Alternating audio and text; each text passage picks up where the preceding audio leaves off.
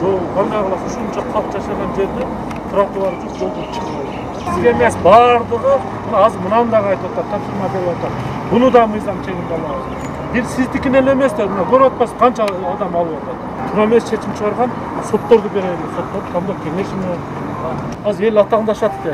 Атаңдашат. Бей бечараныкын алып атат бардыгын. Бей бечара болуп, муну салып атабыз. Мындай заңгыратып салып алып, мыйзам бузгандарды эмне үчүн калтырышыбыз керек? Бардыгына бирдей иштеш керек зат. Мына кече мен массалык маалымат каражаттарынан угуп калдым, кээ бир кечелер чыгып биз билген жокпуз, эскертүү берген жокпуз деп. Эгер кайсы бир жетекчи эскертүү бербей туруп келип бүгүн бузса алар жооп берет, мыйзамдар бар да. Биз канча айдан бери эскертүүлөрдү берип, кагаздарын берип, мына азыр келип элошубуз. Барды мыйзам чегинде иштерди алып кетип.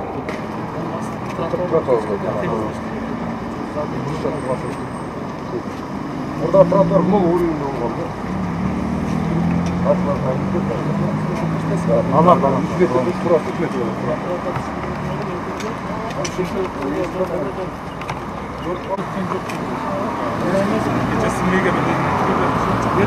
El arasında zamanatçılar var ama düşündürgen çok bugüne degen karakçılar akşam basıp buz oturup. Ama bu boş gerek. Biz memnuniyetle bir yıl içinde düşündürüşlerini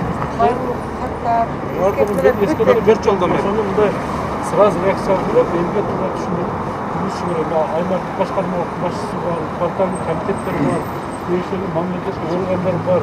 Kanka öyle biz eskirttiğinde hazır Saliva'na endigi çıkta girgizemiz, biroq okulda var eskirtti. Saliva'nı hazırtadan bana düşündürüşlerini girgize başladı. Endigi жылы başlayız 21'de bidjet mına Saliva'nın adı. Bunu hazırtan aytıp düşündürüp her gün özünün ала турганын алып оңдоп анан болбосо мезгил келгенде барып снос болот деп айтыш керек да. Шаар менен башында айтканмын, автоматты акниетти баштатканда айтканбыз, бир чекеден жасайбыз бардыгын, бир чекеден жасайбыз. Мүмкүнчүлүккө жараша акча табабыз, жасайбыз. Ала турган жерде ошончо шаардыктар бардыгы даяр болуш керек. Даяр болуш керек. Өздөрү билет, каерде мыйзамсыз курулуштарды курган, каерде красный зонага, каерде тротуарга чыгып алган. Бардыгы бир чекеден алабыз да. Ошон үчүн массалык маалымат каражаттарга турасыңар, элге айтыш керек. Бир чекеден бардыгы шаарды ушундай тартыптаган туура түшүнүш керек.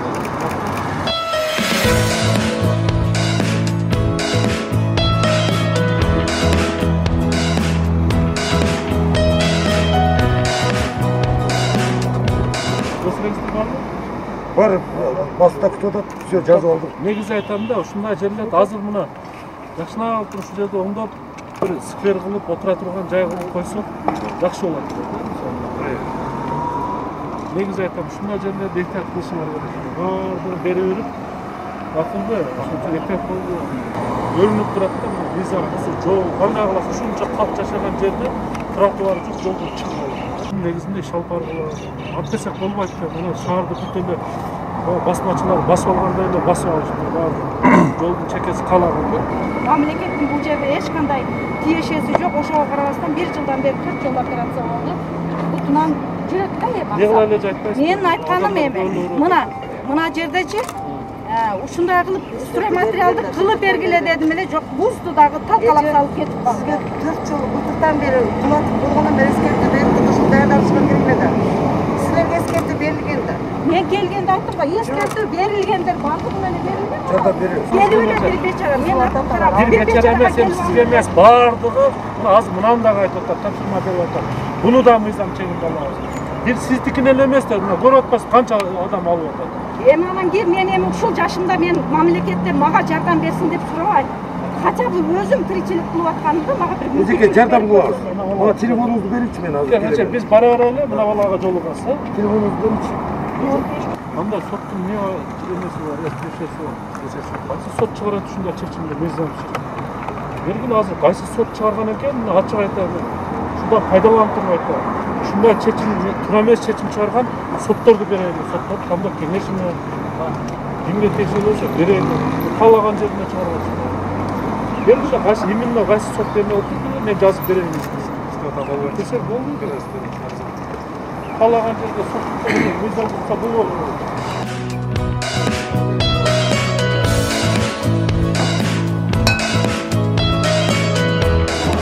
чыкканда. Ушунчага чейин мен макул нарзага кетиш мүмкүн.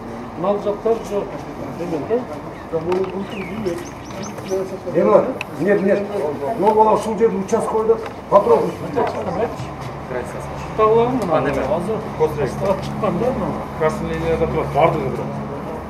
Үйдүн оос торуна чейин красный линия. Красный линияны берген өзү мыйзамсыздык. Мыйзамсыздык. Мен эми бардыгын эле мындай эмелерге, бирок мына көп эмелерде тоскоолдук болот. Менимче ал ичинен берилген. Көрдүңөрбү? Мына жак кошумча чыгыш. 2016-жылы бекитилди. Силер бардыгынча капойлогу билишиңер мүмкүн да силер. Билип турасыңар, кимге уруксат бергенсиңер мына. Жашырасыңар да. Азыр көтөрөлү мына. Сөзсүз бир 2 метр, 3 метр чыккан болот да. Мактуу, ошон үчүн мен айтып атам, может мен танышымдыр, может жедешимдир ачык айтайын. Бирок кызыкчылык шаардык болуш керек да, элдик болуш керек. Мактуу, сен мына жаш балдарсыңар, ушул иштеп аткан участок болгондордун туура да, ар бир квадрат метр жер туура кадыралыш керек. Раз чыктыбы, бизге мешать этпейби, мындай тоскоолдук кылбайбы, анда УМС аркылуу ошол жерде оформить этип, бюджетке, шаардык бюджетке акча төлөш керек да. Ал муниципалдык жерде турат, канча квадрат метр. Керек эмеспи, акча төлөгүсү келбей, анда өзүнүн территориясы бар. Правда? Ошондой тартипте келишим.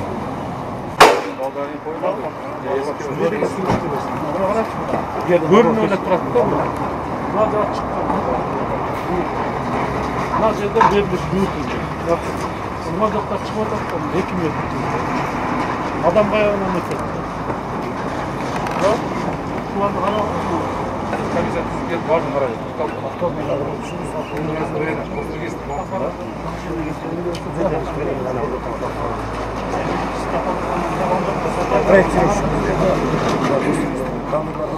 Изменения киргизесиңер, буну бузса.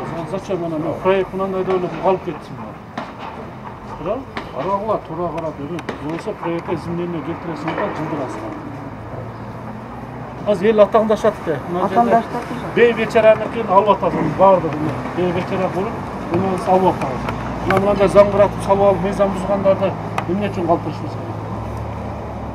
Бардыгына бирдей иштеш керек зат. Бирдей кетиш керек. Качан карап бүтөсүңөр? Тез аралыкта мындан көтөрүлүп, бүгүн эртеңинде көтөрүп, мына түштөрү.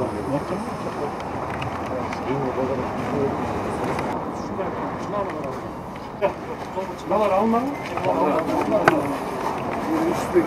Булар өзүбүз алып сурам калышты бир кече бузуктан уже алып берип.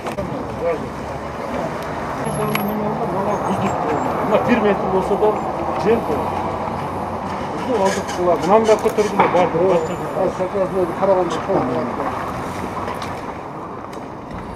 Аны кыйналгандар болсо биз жардам беребиз. Кийин аны булар сонун болгондон кийин алар уже көзгө көрүнөт. Азыр билинбейт.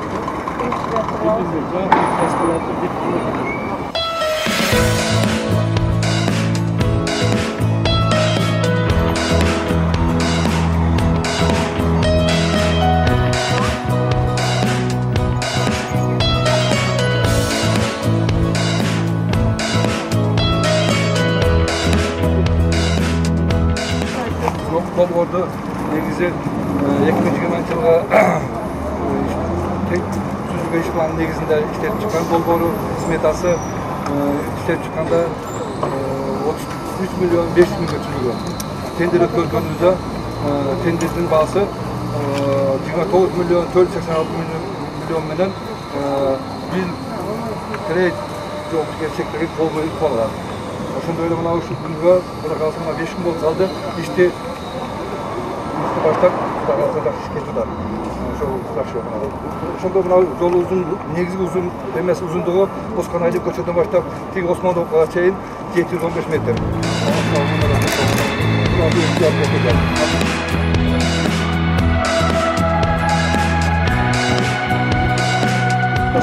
Эмне бактара келечеги сиз карайсыз, сиз жол бересиз. Бүтүрөт силерге өткөзүп берет. Ошон үчүн анан кийин проекттерде мен көргөн жокмун. Шаарга үйүңөрдө күйгөндө күйгүлөр да. Өзүңөрдү. Азыр мисалы үй салып атсаңыз бактарага кетилеңиздер. Андай бактарага келсиз, заранее барып кызыгасыз. Бул дагы сиздин үйүңүз. Шаардын зеленкоз жашылдандыруу сиздин ишиңиз. Ошон үчүн биринчи сиз кызыктар болушуңуз керек. Акыл карап туруп анан бир макулдашып жакшы бактар актырып, мындай жаңыча шаарга бир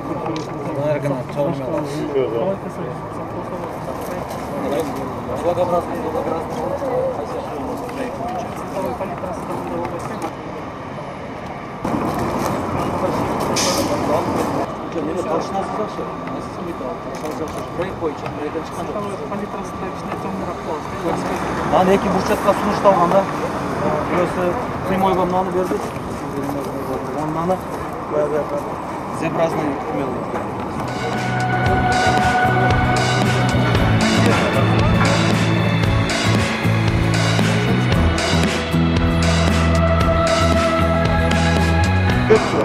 Ben hazır gördüm. Bir top oңдоп koyduk. Anan bir çekede getebиз дегенбизде bir çekede. Шаар экинчи борбор кала. Шаар шаардай болуш керек да. Туурабы? Турмуш тиричилик дагы керек. Мына азыр карап атабыз. Көп айтып атат да, ишкерлер салып атат да, ишкерлер салып атат. Рахмат ишкерлерге. Бирок ошо ишкерлерге жерди ким берип атат?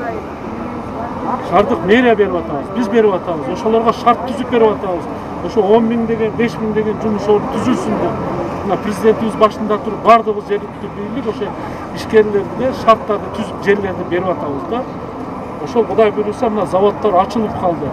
Азыр бүт жумушчуларды издеп атышат да алар. Жаш балдарды апарып окутуп келип атышат Европага. Мына тигүүчүлөрдү эмитен баштап окута башташты.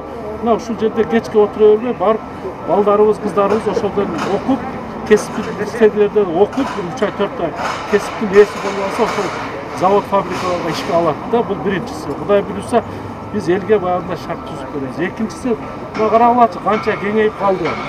Жакшыраак ушул жер жакшыраак болсо, мына үйлөрдү актайбыз, сырдайбыз дегенде мына жерде жакшыраак адамдар баса турган тротуарлар болот.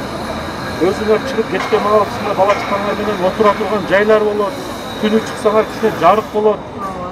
Анан эми шаардай болуш керек. Мына баардыгын эле шаарда эмне болгон, ушу темир камакторду коюп алып эле мынантип шаарды мына чын айтканда жүдөтүп койгонбуз да.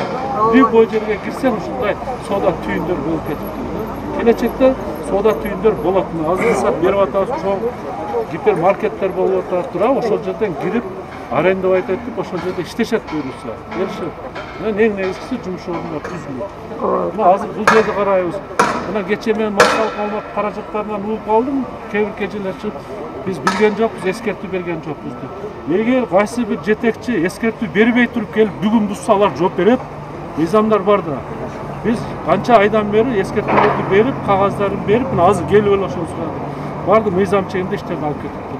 Эмдиги жылы Салиев бар мына ХБКны баштайбыз бар, жолдун ортосун бүт ачып, тазалап ушундай алып жасайбыз да. Мына өткөндө мен барып атайын эскертүүнү бердик да. Акырын өзүңөр ала бергиле. Кимиңер билесиңер, мыйзамсыз жерде турасыңар. Алып ушунча жыл тиричилик кылдыңар. Эч ким эчтекеден эми даяр болгула. Алабыз бир күнү келип баштайбыз да. Мына биздин максатыбыз бүт эле алып бузуп коюш эмес, ошонун акчасын мына буздукту сразу аркасын жасап кетишибиз керек да. Былтыр эмне үчүн алганыбыз жок, баштаган себеби акчабыз чечилбеген. Акниеттикин жасап бүттүк, быйылкыга буну баштап атабыз, акчасы чечилип, мына азыр подрядчиктерге бердик да. Азыр эмдиги жылкыга ошол Салиевага акчаны топпойбуз. Натыгы ал жакта жасайбыз. Мына быйыл Акбура башталды, баардыгы бир четеден оңдолуп бир шаарды биздин максат кичине шаарга окшоштуруп оңдош да. Элге мындай туура түшүндүргүлө. Көп анан айтышыбызды мен талкалап койду, мен койду деп. Биз жеке менчик жерге эч качан тийбейбиз да, жеке менчик. Мына азыр келдик, мына 7-8 точкага берип койгон экен ал мыйзамды тие албай атышат ошону. А калгандарды да уруксаты жокторду алып тазалап атышат. Бирок буларды дагы азыр айттым. Кайрадан карап чыккылагын. Туура мыйзамдаштырылганбы, туура эмес мыйзамдаштырылган. Бардыгын кайрадан карап. Башка эме жокпу? Суроолор болсо айтыңыз. Западный кичи районду аябай жакшы жаман бап кылдыңыз. Анан жана бирөөдөн сурадым, мына эки дарактар бар алынат. Жана айттым алынат деп. Муну алынгандай ордуна отурушулар. Дарак болбосо бу арыгы неме болот. Ошондой эле менин дагы биринчи суроом. Ошо эмдигичилик Мудакалыша Шалиева деп аташат. Мен Акбулек районунда жашайм.